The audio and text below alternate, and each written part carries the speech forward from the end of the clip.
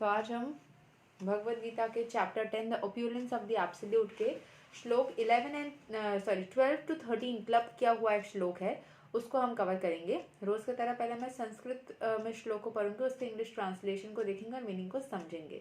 तो इतना देर तक ना अर्जुन को जो हमारे भगवान है, जो कृष्ण भगवान है, वो इतना देर तक बहुत सारे ज्ञान दे रहे थे। वो ये समझा रहे थे कि कैसे एक प्योर डिवोटी बन के आप भगवान के प्रति सब कुछ सरेंडर करके आप अपने आप को कनेक्टेड रख सकते हो, प्रोटेक्टेड रख सकते हो और अपने आप को उनके साथ में एक कर सकते हो।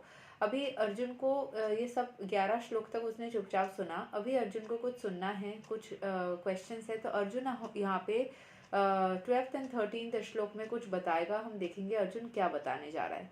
पहले मैं संस्कृत में पढ़ूंगी। अर्जुन वाच पराम ब्रह्मा पराम धमा पवित्रां परमां भवान पुरुषां सस्वतां दिव्यां आदि देवां अजां विभूम अहुस्त्वां रसयः सर्वे देवर्षिर नरदास्तथा असितो देवालो व्यसा स्वयं चैवा ब्रवीसि में। सो इसका अर्थ पहले समझ लेते हैं। हम भगवद गीता पढ़ रहे हैं। भगवद गीता चैप्टर 10 के श्लोक 12 to 13 क्लब किया हुआ वो चल रहा है। सो इसमें इसका अर्थ यह है कि अर्जुन ने बताया, you are the supreme personality of godhead, the ultimate abode, the purest, the absolute truth. 11 श्लोक तक जब भगवान ने अर्जुन को समझाया कि वो क्या है और किस तरीके से हम भगवान से कनेक्ट करके खुद को बेहतरीन एनर्जीज में लेके जा सकते हैं, तो भगवान क्या कर रहे हैं कि 11 श्लोक तक बस बताया और अर्जुन ने सुना। अभी भगवान को अर्जुन बता रहे हैं कि आप ही हो जो अल्टीमेट अबॉर्ड, अल्टीमेट डेस्टिनेशन आप ही हो, आप ही प्योरेस्ट हो, आप ही एब्सोल्यूट ट्रुथ हो। You are the eternal transcendental original person, the unborn, the greatest.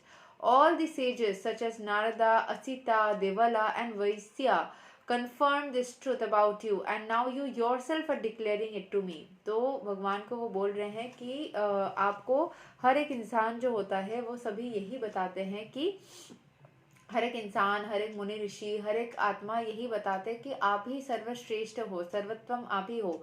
और आप अभी खुद भी ये बात बता रहे हो, तब तो ये 100% श्योरिटी हो गई है कि आप ही सर्वोत्तम हो, सर्वश्रेष्ठ हो।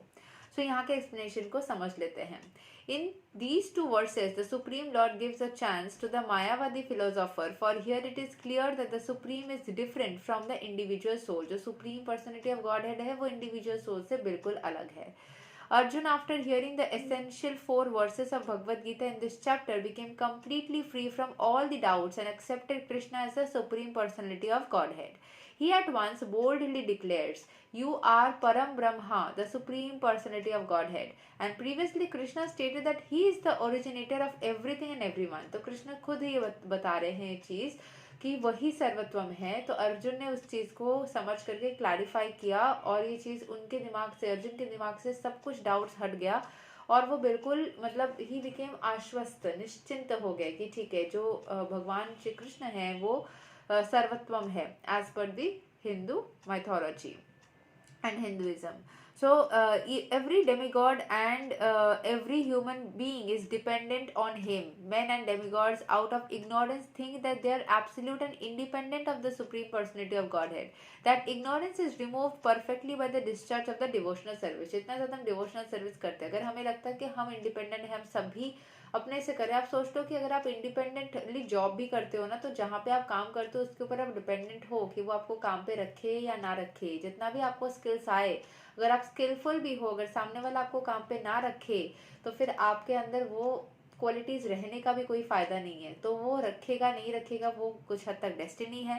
कर्म तो आप कर लोगे, लेकिन डेस्टिनी भी आती है। वो डेस्टिनी कैसे आती है? वो परम ईश्वर की ब्लेसिंग्स होती है जो हमें उस लेवल तक लेके जाती है।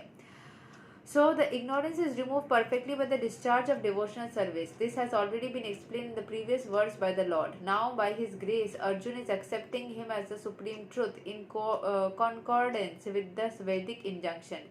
It is not that because Krishna is Arjuna's intimate friend, Arjuna is flattering him by calling him the supreme personality of Godhead, the absolute truth. ऐसा कुछ नहीं है कि अर्जुन कृष्ण को पसंद करते हैं, उनके दोस्त थे इसलिए अर्जुन उनको ज़्यादा से ज़्यादा फ्लैटर कर रहे हैं, ऐसा कुछ नहीं है. Whatever Arjun says in these two verses is confirmed by Vedic truth. Vedic injunctions and affirm that only one who takes to devotional service to the Supreme Lord can understand him. जितना ज़्यादा आप किसी भी चीज़ को culture करोगे उतना ही ज़्यादा उस चीज़ को आप समझ पाओगे. Whereas others cannot. Each and every word of this verse spoken by Arjuna is confirmed by Vedic injunction. Vedas में भी ये चीज़ confirm की जाती है कि जितना ज़्यादा हम supreme energy, supreme personality of God head, वो डिवाइन एनर्जी से कनेक्ट करते हैं, उतना ही डिविनिटी को हम समझ पाते हैं. जो लोग टैरो में भी आते हो ना, आप लोग जो सोचते हो कि कैसे कैसे चीज़ें समझ में आती है. मैनी पीपल आस्क कि कैसे आपको समझ में आया, कैसे किसी भी टैरो रीडर को, कैसे किसी एस्ट्रोलॉजर को, कैसे किसी साइकिक को समझ में आता है. स्पेशली साइकिक का ये बात मैं बताऊंगी, since I also I am doing psychic चीज़ें.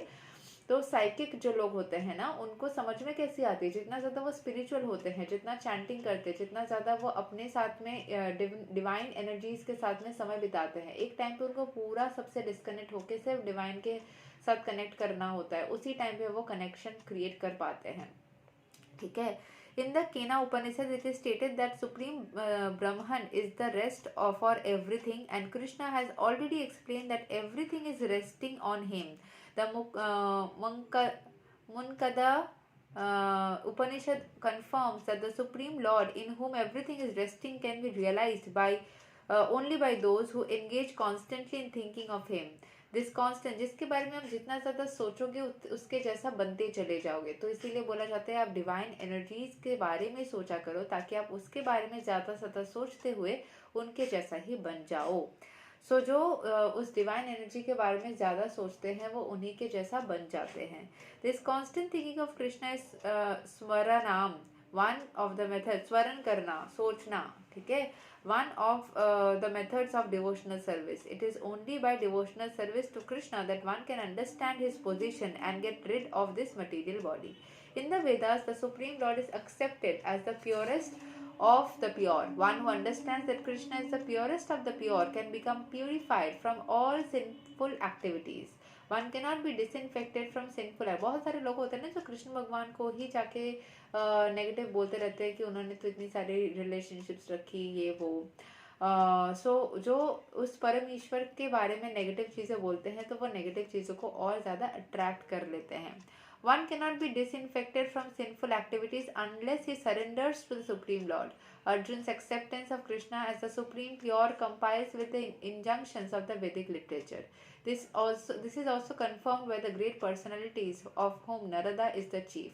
Krishna is the Supreme Personality of Godhead, and one should always meditate upon him and enjoy one's transcendental relationship with him. मैं बार बार बोलती हूँ कि कृष्ण को कृष्ण के रूप से मानना है या कोई परमेश्वर को याद करना है. आप किसी को भी याद कर सकते हो, और जितना ज़्यादा आप कनेक्शन क्रिएट करोगे with the divine energy, with the divine soul, with the supreme personality of God है, जो सुप्रीम एनर्जी है, उतना ही ज़्यादा आपके लाइफ के सारे उलझने निकलते चले जाएंगे.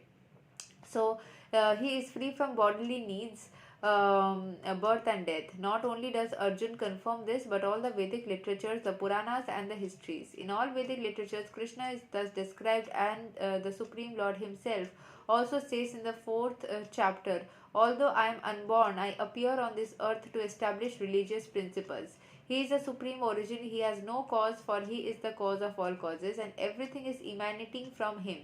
This perfect knowledge can be had by the grace of the Supreme Lord. Here Arjuna expresses himself through the grace of Krishna. If we want to understand Bhagavad Gita, we should accept the statements in these two verses.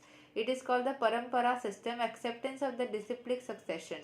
तो अर्जुन, जैसे यहाँ पे बोला गया था ना कि भगवान ने सबसे पहले भगवद गीता सूर्य देव को सुनाया, उन्होंने मनु को सुनाया, उन्होंने फिर बाकी जो मुनि ऋषि हैं उनको सुनाया. इस तरीके से डिसिप्लिक सक्सेशन में भगवद गीता सब तक आती रही. वैसे ही अर्जुन जैसे बता रहे हैं भगवद गीता के बारे में, जो भी सारी चीज़ें उनके साथ में बातें हुई, is coming in disciplic succession, and we can not understand Bhagavad Gita unless we are learning from, मतलब जैसे भगवद गीता एक से दूसरे, दूसरे से तीसरे की तरफ आए हैं. So if we don't learn in that way, हम समझ नहीं पाएंगे। It is not possible by so called academic education. Academic education से हम भगवद गीता नहीं समझते हैं। Unfortunately, those proud of these academic education, despite so much evidence in Vedic literature, stick to their obstinate conviction that Krishna is an ordinary person. तो जो लोग थोड़े egoistic होते हैं वो नहीं मानते हैं कि जो परमेश्वर है वो उनके अंदर पावर्स क्या है, तो उनके लाइफ में वो कृष्ण को नॉर्मल सा ही इंसान समझते हैं। अकॉर्डिंगली इतना सारा नॉलेज रखने के बावजूद, यहाँ तो मेंशन नहीं है बट मैं अपने से ऐड कर रही हूँ, इतना सारा नॉलेज रखने के बावजूद, इतना कुछ लिटरेट होने के बावजूद भी हम अपने इश्यूज पूरा सॉल्व करने के लिए किसी स्पिरिचुअल इंसान के पास ही जाते हैं। हम अपनी इश्यूज सॉल्व, डॉक्टर भी एक टाइम के बाद बताते हैं भगवान को बुला लीजिए। ठीक है, हाँ मैंने कॉल ऑफ किया था जी। सो इतना ज़्यादा टेंशन के बावजूद, मतलब जो भी सारे सिचुएशंस चलती है ना हमारे लाइफ में, वो हमारे एकेडमिक एजुकेशन वो सॉल्व तो नहीं कर पाती है। सब कुछ के बाद भी आप हमें वापस किसके पास आना पड़ता है, किसी या तो भगवान के पास डायरेक्टली जाके मंदिर में प्रेयर करो या फिर किसी स्पिरिचुअल इंसान के पास में आके गाइडेंस लो। सो स्पिरिचुअलिटी हमेशा ही आपको लाइफ में आगे लेके जाती है। सो एकेडमिक एजुकेशन ज़रूर से ज़रूरत तो है। मैं खुद भी इंजीनियरिंग करी हूँ, मैंने जॉब भी करा है, बट साथ साथ ये टैरो, ये सारी चीज़ें, जैसे मैं टैरो बोलो, एस्ट्रोलॉजी बोलो, वैदिक बोलो, न्यूमरोलॉजी बोलो, ये सारी चीज़ें मैं जब छोटी सी थी, 10 साल की थी, उस टाइम से मतलब आई हैव दिस इंटरेस्ट। तो उस टाइम मैंने अपना खुद से ही अपना नाम क्या होना चाहिए, निक नेम, क्योंकि जो मेरा अपना नाम है वो तो पेरेंट्स ने दे दिया। हालांकि my father was so much into numerology, उनको मतलब वो खुद न्यूमरोलॉजी नहीं करते बट उनको उस टाइम पे पता नहीं क्यों बहुत ज़्यादा कुछ इंटरेस्ट था, सो वो उस चीज़ को कल्चर करते थे। बट मेरी फैमिली में कोई भी इस चीज़ को एज अ प्रोफेशन नहीं करते हैं, बट मुझे इंटरेस्ट था। आई रिमेंबर जब मैं 5th ग्रेड में थी तब मैंने सब कहीं से वो पढ़ना स्टार्ट किया था कि कौन से राशि का क्या होना चाहिए, नाम का फर्स्ट लेटर क्या होना चाहिए। तो मैंने घर में जैसे बोला था, मुझे जैसे मेरा नाम राजेश्वरी है ना, तो मैंने बोला था मेरे को रज्जो करके बुलाना, तो मेरे पेरेंट्स मुझे रज्जो करके बुलाते थे। पहले उन्होंने कुछ और निकनेम रखा था, मेरा टी से कुछ निकनेम था। So that is the thing. ठीक है, सो ये सारी चीज़ें जो स्पिरिचुअलिटी है ना, वो हमें बहुत आगे तक लेके जाती है, हर एक सिचुएशन में लाइफ में हमें आगे बढ़ के लेके जाती है। सो यही तक आज हम भगवद गीता का श्लोक फिनिश करते हैं।